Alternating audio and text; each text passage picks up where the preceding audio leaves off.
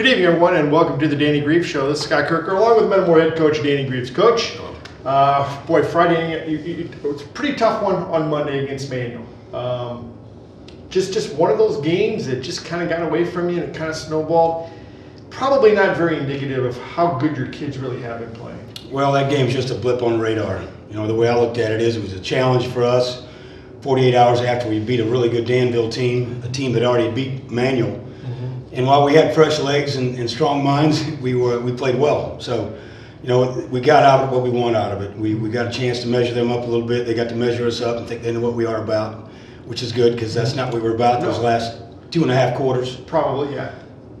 You know, so we played off well early, and it showed that you know, we can play with anybody. Sure, and you've played teams like that this year and beaten them. North Lawndale for one, very similar team. I'd have to say that Manual probably was the quickest and probably played the best defense we've seen.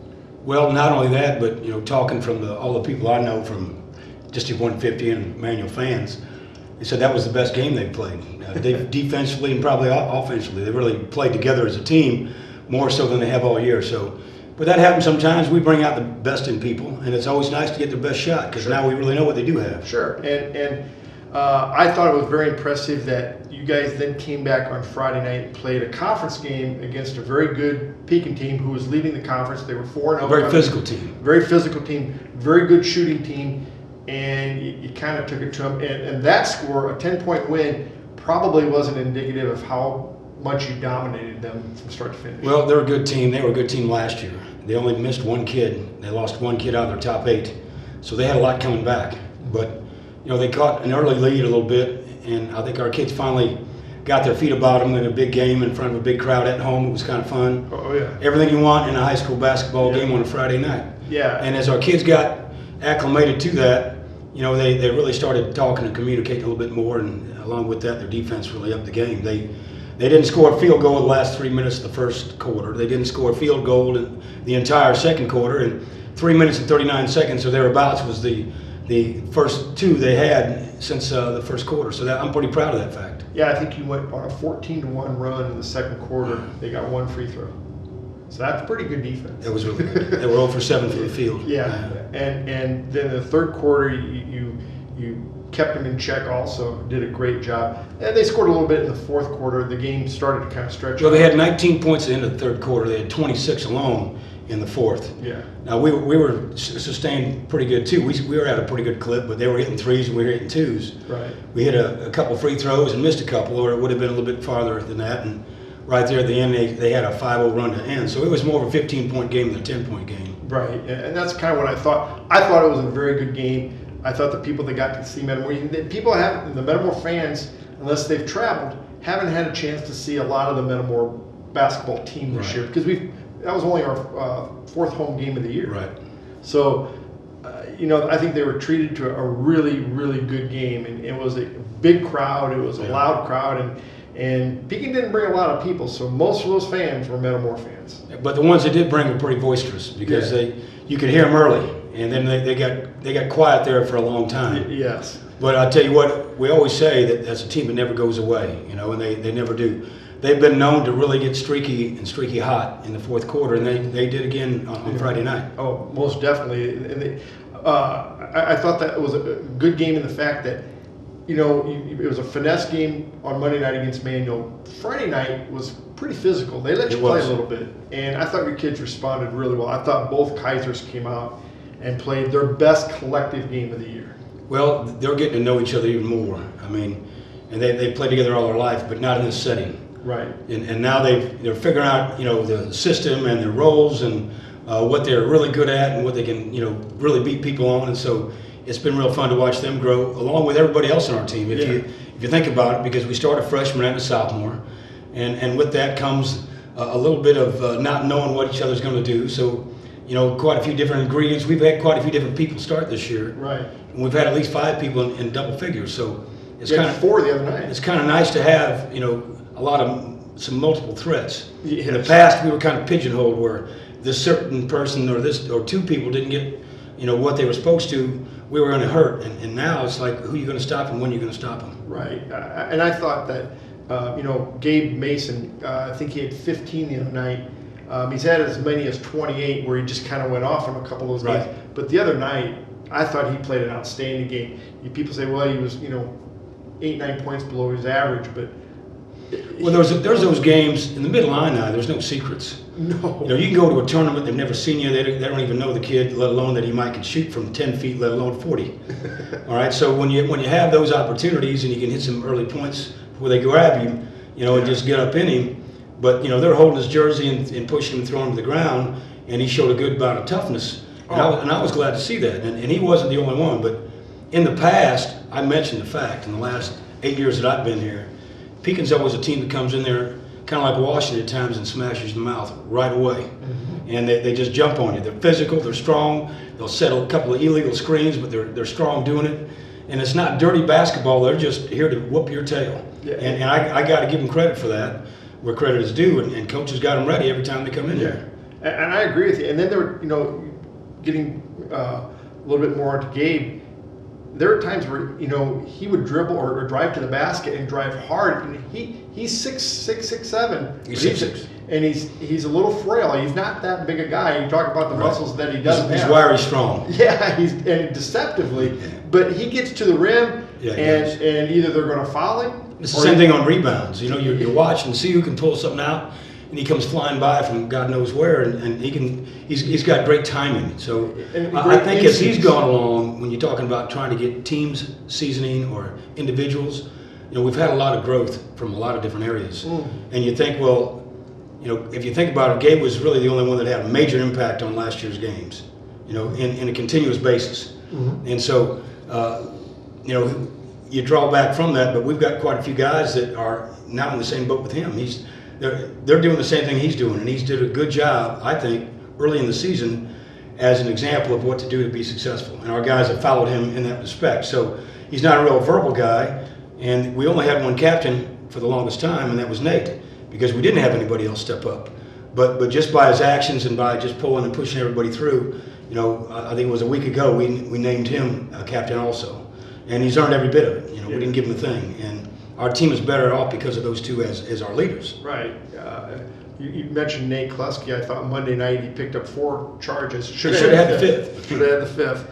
And the other night he had a couple of big plays, a couple of big rebounds. There's another guy you don't expect to get rebounds, but when you need a big rebound, it just seems like Nate Kleske comes out of nowhere and grabs a big rebound. Well, it's the same thing with a couple different guys. If you think about it, how about Andrew Guth? Andrew Guth. If he can get his hands on it, he's coming away with it. And I don't care how many guys are after him.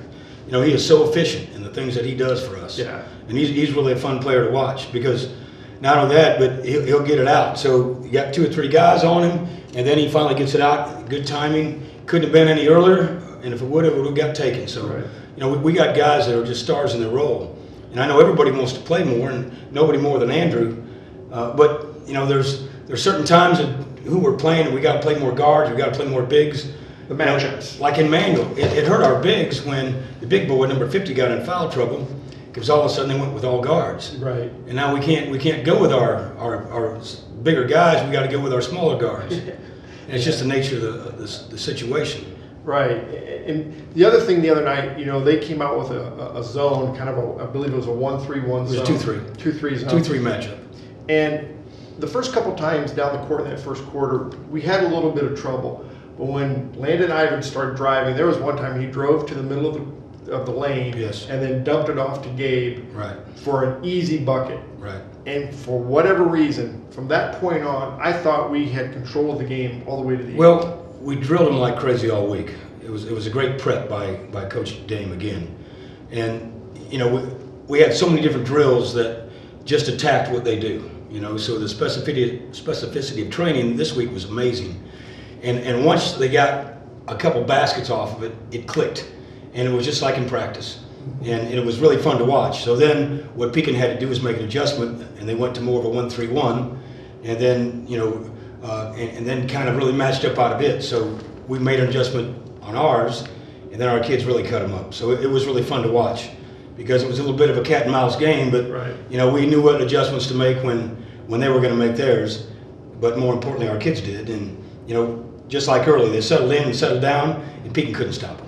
Right. And then, the emergence, I think, the last few games of Caleb Kaiser, who has had some really nice moves. He hasn't always been able to convert those to points, but Right. he's had some really nice moves the last couple of games where they get him the ball down low, and he found a couple times he made nice moves to the bucket, Right. and then one time he had it in the low block and looked opposite and got the guy at the Yes, L. that was sweet. That was so nice. He played his most complete game of his career, Yeah. in my opinion, and I think he knows that, and he was really pumped over it, and our coaches knew that. So, it's good because now he set the bar a little higher, and now he can go a little higher. Yeah. And so, but the confidence you could see him build as the night went on. Oh yeah. And at the end of the game, he knew he was a big part of making something big happen, and he was proud of himself, and so were we. Oh yeah. If you can get him going, your team could be awfully tough to stop. With their outside shooting. We're getting physically stronger too. When you start a freshman and a sophomore, physically, especially as much as those two have grown, and especially Ethan, but since he's graduated grade school, he's grown about 2 inches and about 20 pounds. You can't tell that, but look at him, man. He still he's long and lean, and he's going to be a good one, but he already is. He's one of our best ball handlers. When he can bring the ball up down in front of in the middle of the court, we're as good as we are doing anything. Yeah. Because he makes good decisions, except sometimes he's not selfish enough, and he's trying to make somebody else look better, which he always does. I said sometimes you got to work on yourself because they can't stop you. Right. And especially the more he does that, our guys are going to even be more wide open. So it's been fun to watch him grow. Now he still has a hard time with a shorter, more muscular kid that might be a senior that's seasoned and can get into him. It's just physically bigger. And wear him down a little bit. And during those times, we got to get him more rest. And, but he's come a long ways, and his ceiling's really high, too. And then you throw in the fact you got another sophomore, 6'2", Zach Schroeder. Yeah. With the long arms, he has a wingspan. Clark Kent. Yeah, they just keep model on man, a newspaper reporter. You look at him, you go, we didn't even have to worry about him. And that's the way Cash was on Friday night. He goes, man, I got the sophomore on me. Throw me the ball. The kid didn't score all night. Not 1 point. And that's just amazing. Yeah. And that is amazing. And he doesn't get beat. Of course, he's got a rim protector back there with Caleb. Right. And that helps a lot too. But man, he just seems to always stay right there in front of those players. And well, we always talk about basketball IQ, and we think he's probably got one of the best in our program. Oh, easily. And the thing is, he knows how to apply it. You can be smart on paper, you can be smart standing there, but his reactionary to things is so quick. He's always a step or two ahead because he knows he's not the fastest or the quickest, and he doesn't jump out of the gym. There's a list of things he's not, but I like the things what he is, and he's pretty good. Yeah. He's got more deflections than any person I've seen play this year. Oh. Name me a kid, name me a team. Nobody's got more than him. No. He seems to always disrupt the other team's offense. How many big baskets has he made late in the game, fourth quarter, on a steal and a pick, unmolested? Or a three. And there's times if you really, you had him in a 100-yard dash, you might get timing with the calendar. The kid's not just 4.2 speed, but you know what? He's a hard spirit in his body, and he's fun to watch, and he's really fun to coach. And so you have all these guys that are starting to kind of round into shape. Yeah. Big weekend for you coming up, though. You play at Washington, and then you're home against Urbana. Washington, you go to the Panther Den. Always a tough place to play. Right. You come home, you play Urbana, who's the only team to beat Notre Dame this year. Right. And they're playing really good ball. Yeah. And they've got a little bit of everything, inside, outside, shooters, drivers, slashers. You can, for a team like us, that's going to be a really tough game because, we try to pick apart what they do poorly and then make them be the emphasis, and that's how they, take away everything else. And it's hard to figure out with them. I mean, what do you make them do because they're poor at it? It's a tough job. So, we'll see a lot of film, watch them a little bit. We'll have a great game plan where it happens, but they're really a tough read. Yeah, and you've got Washington on Friday night, yeah. and they're going to be they're another team that's been a little bit of a Jekyll and Hyde, but they're starting to play better basketball. They are. They've come a long ways, and they're finding their own identity, and they work really hard at playing their style. They might pass the ball for a minute and a half, not even looking for a shot. So, you really got to pressure them, and pressure makes the pipe break. And we're going to try to get up in them and try to, see what they can do against it. You're 5-2 in the games, the 9-game stretch that you talked about a couple of weeks ago. You're 5-2, and you got 2 of the tougher teams coming up. Right. You don't want it any other way, do you? Talent-wise, I don't know if we've got the 2 best ones coming up, because you could almost flip a coin with about 4 or 5 of them. But you definitely have 2 that obviously means something to us against the Washington game, and then U-High's as good as anybody.